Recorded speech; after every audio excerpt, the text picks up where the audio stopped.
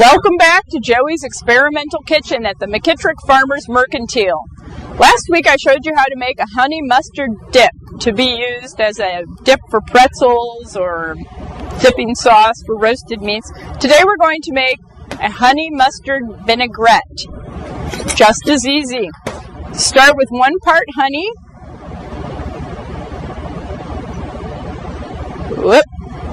And 1 part prepared mustard. Then you add an equal part of lemon juice or vinegar and olive oil or whatever your favorite oil is. Spice this up by adding a little bit of salt-free blend like Mrs. Dash, some ground pepper, dried or fresh herbs, and a little bit of onion or garlic powder. Now, any of those spices are optional, and you just use your own favorite seasonings. If you'd like to make this a fat-free dressing, you can also skip the olive oil and just thin it with a little bit of water. This is what your kids will enjoy doing, and teaching them how to make their own salad dressings will encourage them to eat more salads. Just shake it up. Make sure you get all the honey dissolved on the bottom of the jar. And there you have it, a fantastically easy and delicious honey mustard vinaigrette. Now, what are you going to do with that vinaigrette?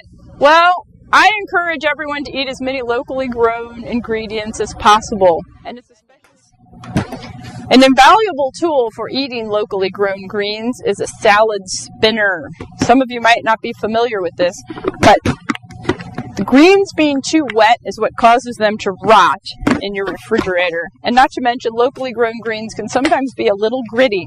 So you rinse your greens off, put them inside the basket, put the lid back on, and gently spin them dry. If you don't have a salad spinner, you can just lay your greens out on a towel and gently roll them up. The important thing is that you don't want to bruise them. This is my biggest pet peeve in seeing people prepare the salad, is that they rip them apart and bruise them, where all you really need to do is gently tear them. Bruised greens go bad quickly, so gently try not to bruise them. To store your greens, you want a large container with a tightly fitting lid. This one works really nice. And then I also put a damp paper towel or cloth towel on top of the greens. By doing this, you'll have lovely, fresh, ready-to-eat salad for several days and not have to spin it every time. So, thanks for coming back again, and we'll see you another day at Joey's Experimental Kitchen.